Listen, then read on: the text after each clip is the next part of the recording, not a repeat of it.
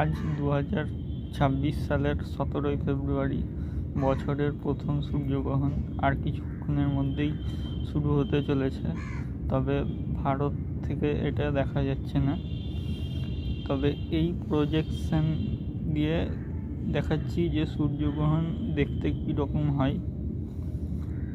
তো এই পদ্ধতি অবলম্বন করলে আপনারা সূর্যগ্রহণ ভালো করে দেখতে পারবেন, তবে অবশ্যই সাবধানতা অবলম্বন করবেন। আগামী 3 মার্চ একটি চন্দ্রগ্রহণ হতে চলেছে, সেটি আমাদের এখান থেকে দেখা যাবে।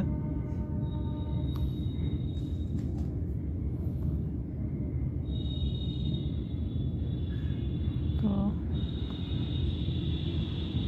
লাইক শেয়ার অবশ্যই করবেন, কমেন্ট বক্সে লিখে বলবেন কেমন লাগলো। আর আগামী 3 মার্চ চন্দ্রগ্রহণ দেখা যাবে, লাইভ আনবো।